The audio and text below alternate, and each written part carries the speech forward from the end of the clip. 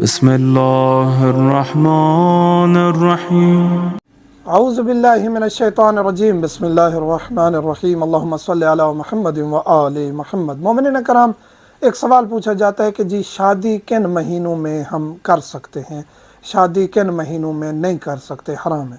شادی آپ کسی بھی مہینے کر سکتے ہیں، آپ کے لیے حرام نہیں ہے، لیکن محرم، صفر، یہ ہمارے وہ مہینے ہیں جن میں اہل بیت علیہ السلام پر ظلم و ستم ڈھایا گیا، قتل امام حسین علیہ السلام کیا گیا، ان کی جو بہنوں کو، ان کے اعوان و اقربا کو، جو مرد تھے ان کو قتل کر دیا گیا، اور باقی جو خواتین تھیں ان کو قید کیا گیا۔ اور یہ وہ ظلم ہے جس کی قیامت تک ہم ذکر کرتے رہیں گے، اور مومنین اس میں گریہ گزاری کرتے رہیں گے، کیونکہ قتل حسین حرارت ہے مومنین کے دلوں کی جو کبھی ٹھنڈی نہیں ہو سکتی۔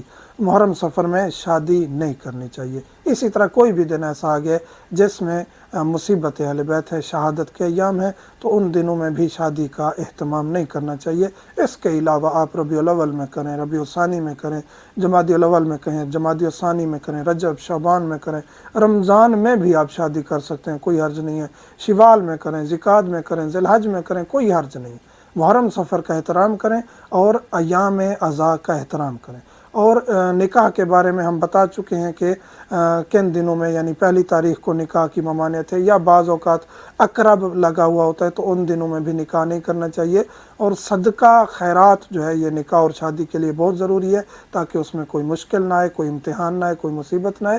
اور شادی کے بعد کے جو آداب مباشرت ہیں اور یہ مستحبات ہیں، مکروہات ہیں، حرام ہیں، وہ ہم تفصیلی طور پر بتا چکے ہیں۔ تمام احکام شرعی الحمدللہ بیان کرتے ہیں۔ مومنین سے ملتمس ہوں دعاؤں میں یاد رکھا کریں۔ والحمدللہ رب العالمین۔